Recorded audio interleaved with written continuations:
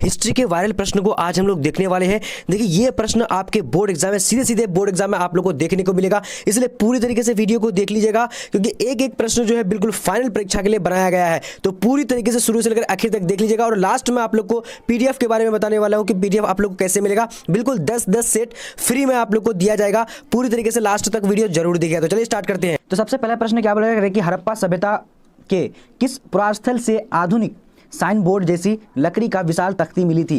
तो यहाँ पर करेक्ट आंसर क्या होगा, जल्दी से आप लोग बोल सकते हो। तो इसका करेक्ट क्या होगा, सी नंबर यानी धौलीवीरा। करेक्ट आंसर क्या होगा, सी नंबर करेक्ट हो जाएगा। ठीक है, चलिए अब देखिए अगला क्वेश्चन देखिए क्या बोला जा रहा है। कह रहा है कि हड़प्पा की बस्ती कितने भागों में विभाजित थी। तो हड़प्पा की बस्ती जो है कितने भागों में विभाजित थी। तो यहाँ पर दूसरा का करेक्ट आंसर क्या होगा, तो सी नंबर में क्या होगा, 2। करेक्ट आंसर 2 हो जाएगा। ठीक है, चलिए अब देखिए अगला क्वेश्चन देखिए क्या बोला जा रहा है। कह रहा है कि हड़प्पा संस्कृति की परिपक्व अवस्था को दर्शाने वाला नगर है। तो कौन है, जो हमें फटाफट से आप लोगों को बोलना है। तो तीसरा नंबर का करेक्ट आंसर क्या होगा, सी नंबर यानी क्या होगा, यानी सारकोटड्रा, उसके बाद सुटका गेडोर। करेक्ट आंसर यानी ए और बी दोनों करेक्ट हो जाएगा। ठीक है, ये काफी इंपॉर्टेंट है। चलिए अब देखिए अगला क्वेश्चन देखिए क्या बोला जाएगा कि राखीगिरी कहाँ स्थित है।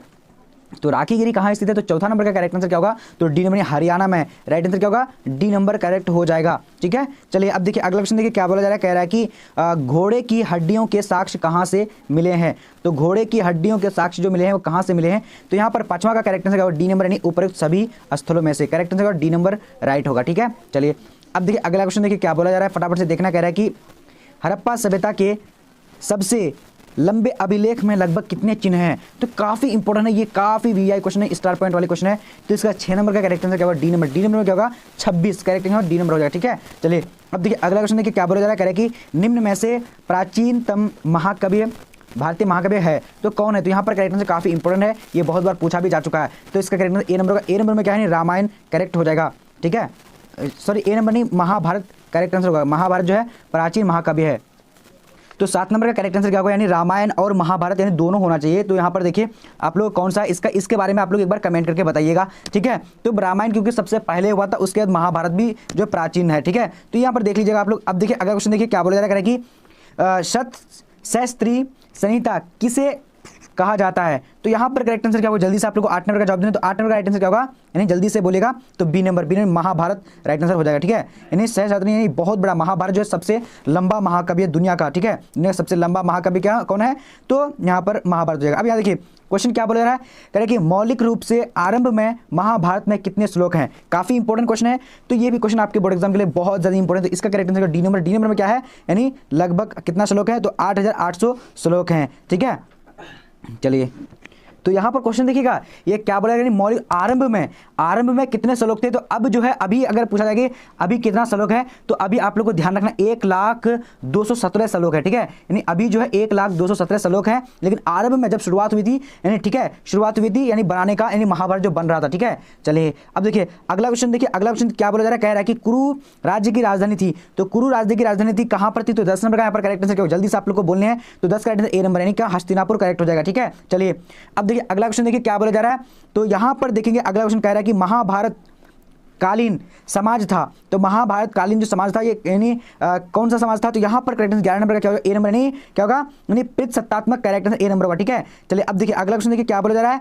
12 नंबर कह रहा है कि सर्वाधिक प्राचीन स्मृति ग्रंथ है। तो सर्वाधिक प्राचीन स्मृति ग्रंथ कौन है, यहाँ पर फटाफट से आप लोग को बोलने हैं। तो 12 नंबर का आंसर सी नंबर यानी क्या होगा, याज्ञवल्क्य की स्मृति करेक्ट आंसर हो जाएगा। ठीक है, चलिए बहुत ज्यादा इंपॉर्टेंट है सारे प्रश्न। अभी देखिए अगला क्वेश्चन देखिए क्या बोला जा रहा है, कह रहा है कि किसके कहने पर गौतम बुद्ध ने संघ में महिलाओं को प्रवेश दिया था। तो यहाँ पर करेक्ट आंसर क्या होगा, 13 नंबर का। तो 13 का यानी आनंद के कहने पर। ठीक है, चलिए करेक्ट आंसर ए नंबर होगा। अब देखिए अगला क्वेश्चन देखिए क्या बोला जा रहा है कि बौद्ध धर्म से संबंधित संप्रदाय है। तो बौद्ध धर्म से संबंधित संप्रदाय जो कौन है। तो 14 का करेक्ट आंसर क्या, डी नंबर यानी ऊपर सभी करेक्ट हो जाएगा। ठीक है, चलिए अब देखिए अगला क्वेश्चन देखिए क्या बोला जा रहा है कि बौद्ध धर्म के सिद्धांत किस पीठक में मिलते हैं। तो बौद्ध धर्म के सिद्धांत जो किस पीठक में मिलते हैं। तो 15 का करेक्ट आंसर क्या होगा, बी नंबर में क्या होगा, सुत्त पीठक में मिलते हैं। ठीक है, अब देखिए अगला क्वेश्चन देखिए क्या बोला जा रहा है, कह रहा है कि जैन धर्म के 23वें तीर्थंकर कौन थे। ये देखिए बार बार आप लोगों को पूछा जा चुका, काफी वीवीआई क्वेश्चन है। ठीक है, तो 16 नंबर का करेक्ट आंसर डी नंबर का क्या होगा, पार्श्वनाथ करेक्ट आंसर हो जाएगा।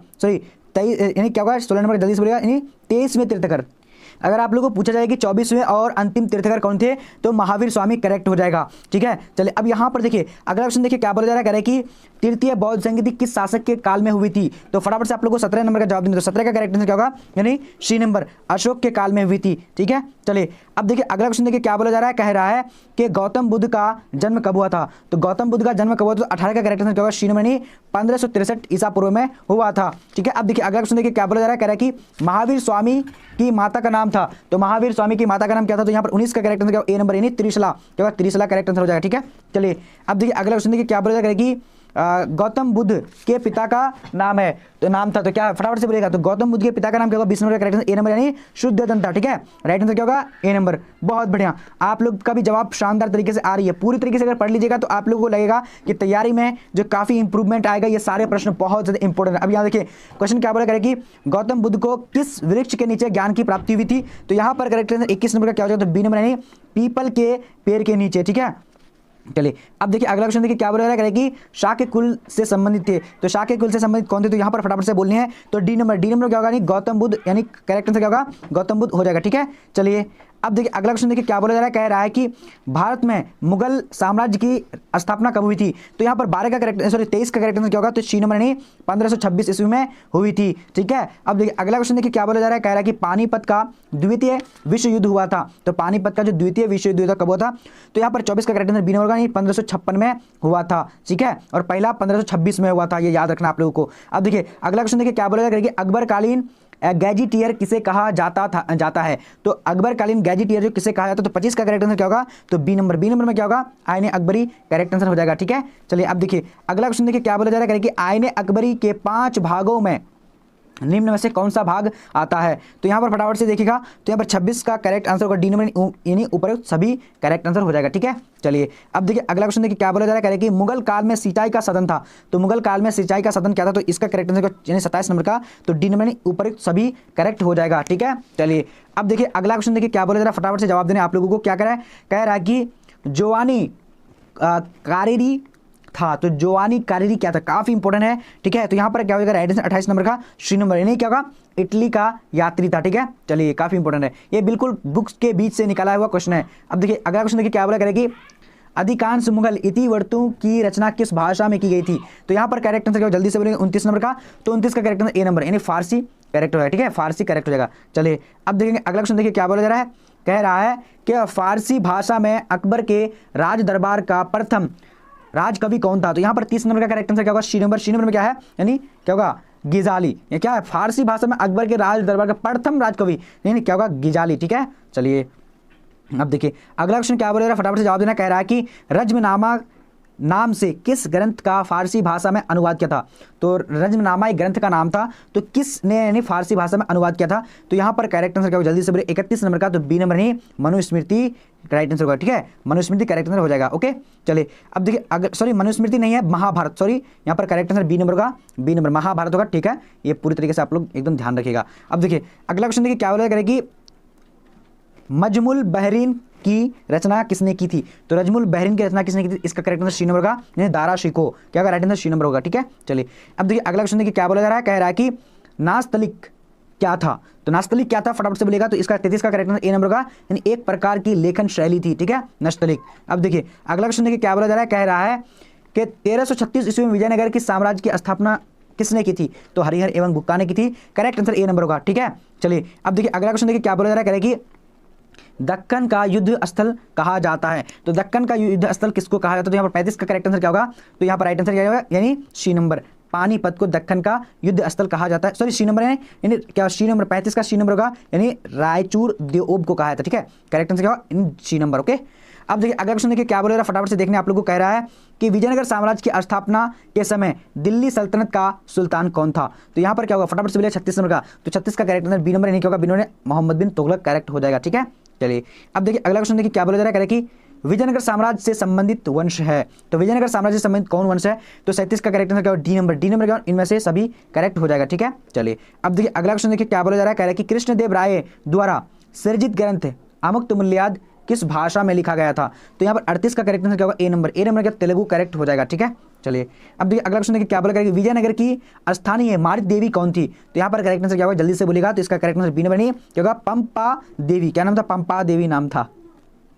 अब यहाँ देखिए 40 नंबर क्वेश्चन क्या बोला करेगी, कृष्णा स्वामी मंदिर का निर्माता कौन था? तो यहाँ पर 40 का करेक्ट आंसर क्या होगा? तो ए नंबर। ए नंबर क्या? कृष्णदेव राय करेक्ट हो जाएगा। ठीक है, चलिए अब देखेंगे अगला क्वेश्चन देखिए क्या बोला जा रहा है, फटाफट से जवाब देना करेगी।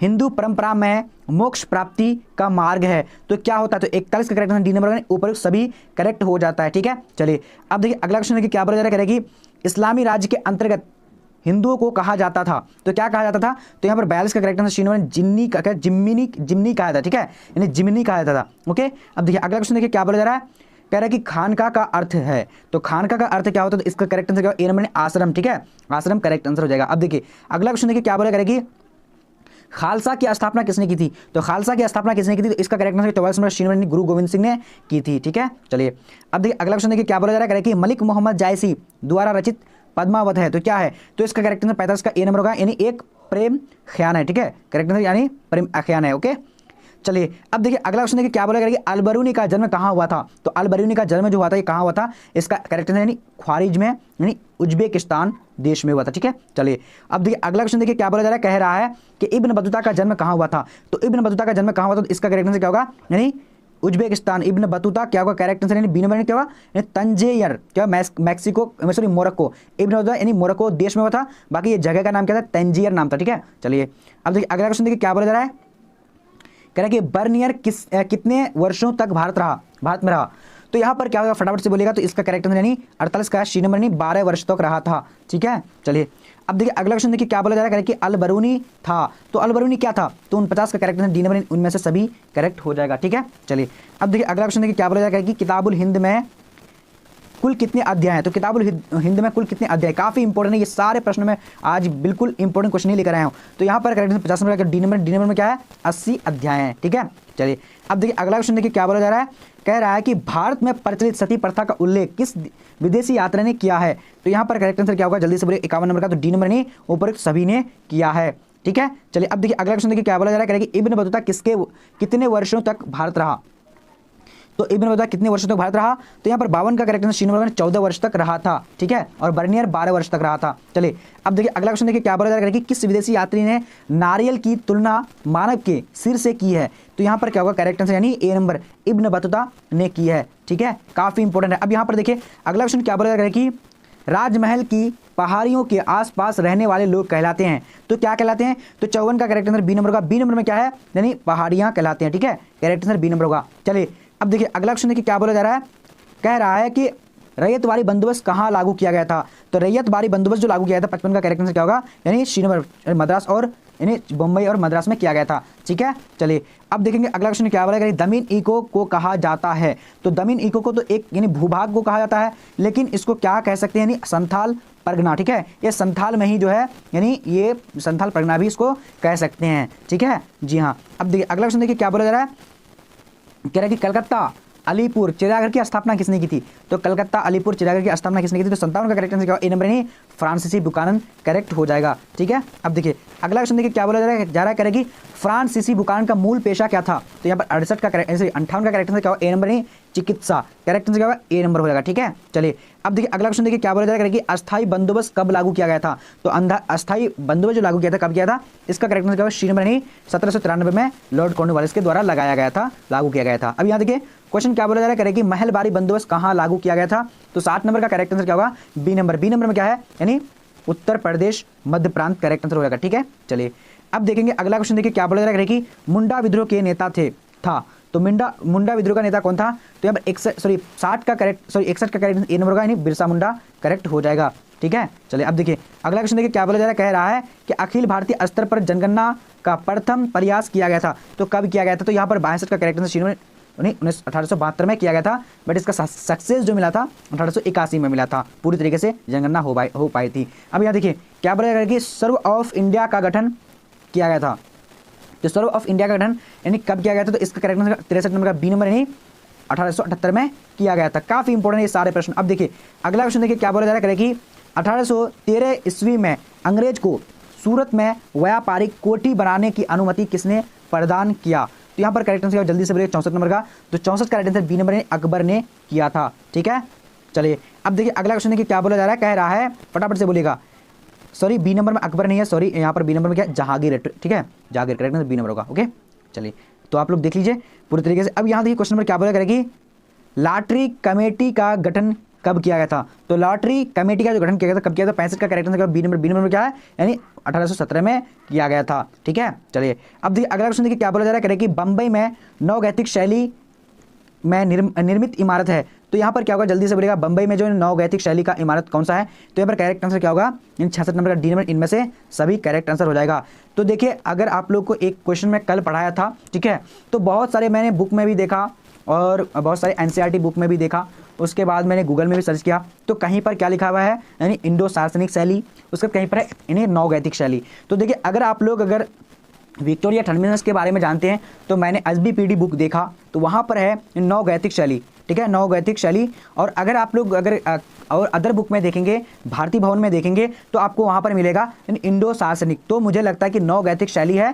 ठीक है, तो करेक्ट आंसर यहाँ पर, यानी अगर विक्टोरिया टर्मिनस के बारे में मैं कल डिस्कस किया था तो नवगैथिक शैली हो जाएगा। ठीक है, करेक्ट आंसर यहाँ पर क्या होगा, यानी विक्टोरिया टर्मिनस की शैली की गारंटी है, मतलब यानी इमारत है, तो नवगैथिक शैली की हो जाएगा। ओके, चलिए ध्यान रखिएगा, क्योंकि एनसीईआरटी के हिसाब से और एसबीपीडी के हिसाब से मैंने देखा था, और बाकी भारतीय भवन में बहुत सारे कुछ ऐसा ऐसा रहता है कि गलत रहता है। ठीक है, अब देखिए क्वेश्चन क्या बता करेगी, 1911 ईस्वी में इंग्लैंड के राजा जॉर्ज पंचम और उनकी पत्नी मेरी कॉम, यानी मेरी कॉम नाम था, मैरी स्वागत हेतु निर्माण किया था। तो किसका निर्माण किया था, तो यहाँ पर करेक्ट आंसर 67 नंबर का, जल्दी से बोलिएगा 67 का करेक्ट आंसर ए नंबर, यानी गेटवे ऑफ इंडिया का निर्माण किया था। ठीक है, चलिए अब देखिए अगला क्वेश्चन देखिए क्या बोला जा रहा है, कह रहा है कि अखिल भारतीय राज्य जन कॉन्फ्रेंस का प्रथम अधिवेशन कब हुआ था। तो 68 का करेक्ट आंसर क्या होगा, जल्दी से बोलिएगा। तो 68 का करेक्ट आंसर डी नंबर, यानी क्या होगा 1927 करेक्ट आंसर हो जाएगा। ठीक है, यानी अखिल भारतीय यानी राज्य जन कॉन्फ्रेंस। ठीक है, चलिए डी नंबर 1927 को बता। अब यहाँ देखिए क्वेश्चन नंबर क्या बोला, संविधान सभा का गठन कब किया गया था। तो संविधान सभा का गठन कब किया गया था, तो इसका करेक्ट आंसर क्या होगा, जल्दी से बोलिएगा डी नंबर, नहीं 1946 में किया गया था। ठीक है, चलिए अब देखिए अगला क्वेश्चन 70 नंबर क्वेश्चन क्या बोला जा रहा है, कह रहा है कि संविधान सभा का गठन किस योजना के तहत किया गया था।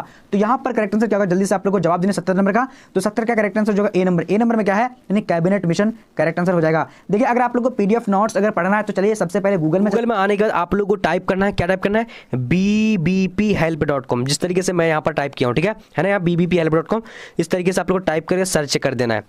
ठीक है, तो सर्च करने के बाद अब देखिए यहाँ पर आप लोग को सारा सब्जेक्ट का पीडीएफ, देखिए मैं एक बार बता दे रहा हूँ, पूरी तरीके से दिखेगा। ठीक है, उसके बाद आप लोग कुछ भी जो है आगे करिएगा। ठीक है, तो देखिए सबसे पहले यहाँ पर हिस्ट्री है।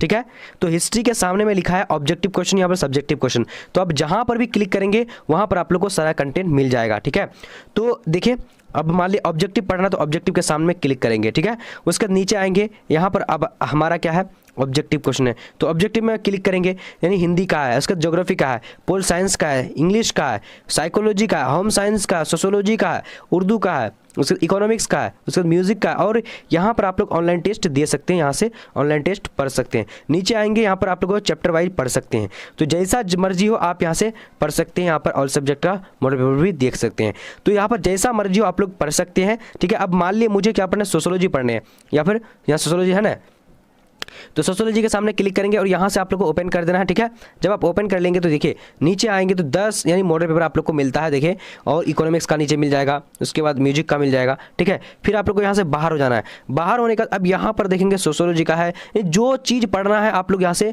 पूरी तरीके से कंप्लीटली जो है 110 मॉडल पेपर करके सारा प्रश्न का, सारा मॉडल पेपर का पढ़ सकते हैं। तो यहाँ पर पढ़ करके आप अपनी तैयारी को इंप्रूव करिए, बढ़िया से पढ़िए। और यहाँ पर टेस्ट यहाँ पर देने के लिए बहुत इजीली तरीका है। सबसे पहले यहाँ पर क्लिक करने के लिए बोल रहा है, तो यहाँ पर क्लिक कर देंगे। ठीक है, क्लिक करने के बाद आपका रिजल्ट यहाँ पर आ जाएगा, यानी सब्जेक्ट। ठीक है, जो भी सब्जेक्ट है आप लोग क्लिक करके यहाँ पर हिस्ट्री का देना है तो हिस्ट्री का यहाँ पर जो भी देना है तो यहाँ पर आप लोग दे सकते हैं। ठीक है, जब आप दिया हुआ हो जाएगा तो इस तरह का अगर ऐड यहाँ पर अगर कुछ आएगा तो इस तरह करके क्लिक करके लाइक जरूर करिएगा। ऊपर में यहाँ पर अगर ओपन या बुक नाउ आएगा तो यहाँ पर क्लिक करके लाइक जरूर कर लीजिएगा। तो चलिए आज का वीडियो इतने, तब तक के लिए जय हिंद, जय भारत, मिलते हैं अगले